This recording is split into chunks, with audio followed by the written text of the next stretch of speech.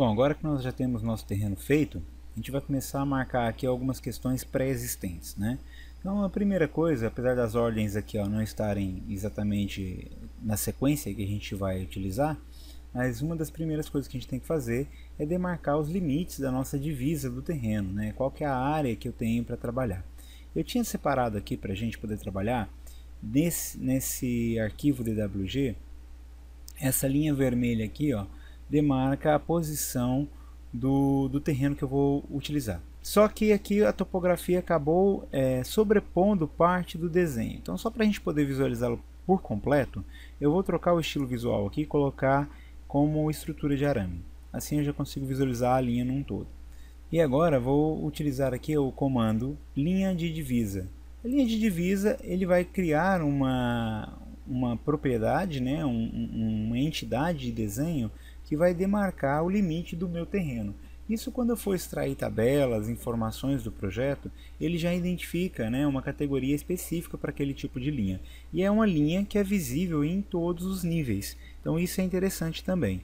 Eu posso criá-lo ao inserir distâncias, né, de um aparelho de apoio, então eu posso trazer um arquivo externo, tipo uma nuvem de pontos, ou posso criar ao desenhar. Eu vou criar ao desenhar, que assim eu já tenho aqui a referência, né, aqui embaixo, vou utilizar aquela referência para poder fazer o meu desenho de divisas. As ferramentas agora são exatamente iguais às que a gente já conhece, né, aquelas de desenho de linhas, né, de anotação. Eu posso clicar aqui sobre o selecionar linhas e depois selecionar as linhas que eu quero que façam a minha divisão do terreno. Tá?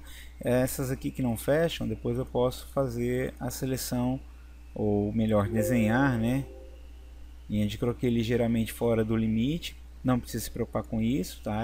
Depende, por causa do ângulo que ela ficou, ele acaba dando aquele pequeno defeito ali. E aí, por último, posso criar uma outra linha aqui, entre esse endpoint e esse endpoint. Então está desenhado o limite do meu terreno. Tá? Dessa forma aqui, quando eu confirmo, ele já cria inclusive a minha área. Então tem aqui uma área de 3.300 metros quadrados aproximadamente. Tá? Já está selecionado aqui a minha linha de divisa. Depois ele pode editar uma tabela. E aí aqui em editar tabela, me dá a tabela das divisões, das linhas de limite. Então a distância de cada uma, o sentido, né, o rumo, superfície, o ângulo que ela está sendo colocada, o tipo de linha e tudo mais. Então é possível a gente extrair alguma informação depois desse desenho de limite do terreno.